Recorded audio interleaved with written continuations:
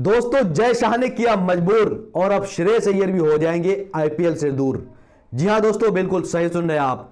श्रेयस अय्यर के ऊपर आईपीएल से बाहर होने का खतरा मंडरा रहा है और कहीं ना कहीं जो रिपोर्ट्स आ रही हैं और जो खबरें सामने आ रही हैं उसमें बिल्कुल साफ है कि यह भी हो सकता है कि श्रेयस अय्यर 2024 के आईपीएल से बाहर हो जाएंगे। ऐसे वक्त में जब श्रेयस अय्यर पिछली बार आईपीएल नहीं खेल पाए थे, पिछली बार उनका पीठ की सर्जरी हुई थी जिस वजह से वो आईपीएल नहीं खेल पाए थे, इस बार उनकी वापसी हुई थी।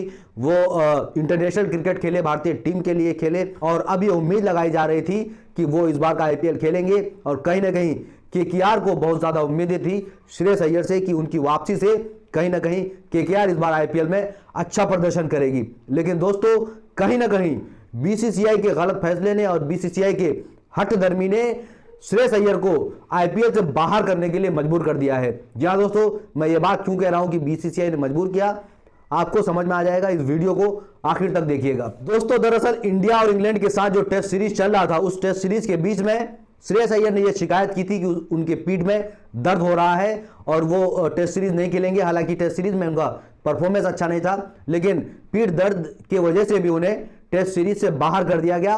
और फिर जय शाह जी का यह निर्देश आया कि भाई जो इंटरनेशनल क्रिकेटर हैं, जो अभी इंटरनेशनल क्रिकेट नहीं खेल रहे हैं, वो जाकर घरेलू क्रिकेट खेलेंगे।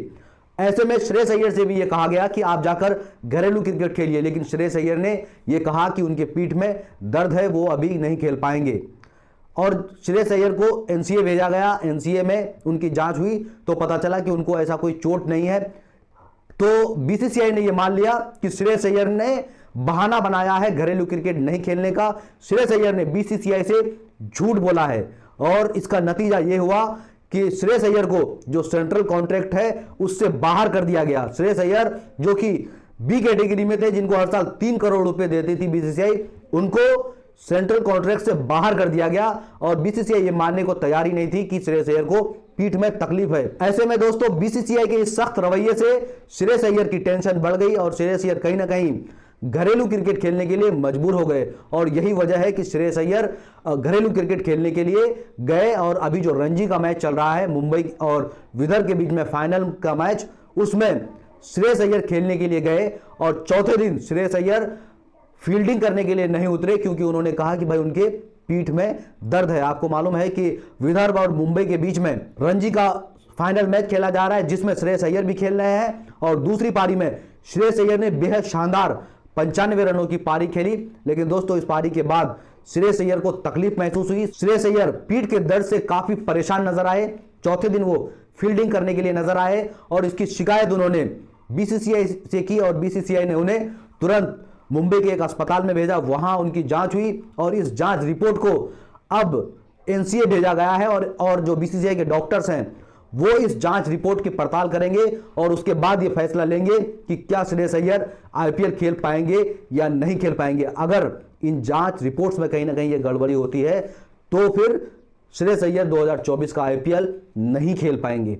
तो दोस्तों, कहीं ना कहीं बीसीसीआई के सख्त रवैये ने और बीसीसीआई ने जो सख्त रवैया अपनाया था श्रेयस अय्यर के ऊपर कि उनको सेंट्रल कॉन्ट्रैक्ट से बाहर कर दिया गया था और कहीं ना कहीं उनके इंटरनेशनल करियर पर भी खतरा मंडरा रहा था। यही वजह है कि श्रेयस अय्यर तकलीफ में होने के बावजूद भी घरेलू क्रिकेट खेलने के लिए मजबूर हो गए।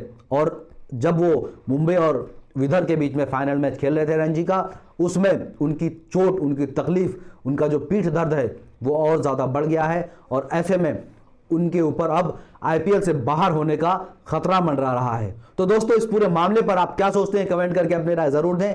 और अगर आप इस वीडियो को यूट्यूब पर देख रहे हैं तो प्लीज़ हमारे चैनल को सब्सक्राइब जरूर कर लें।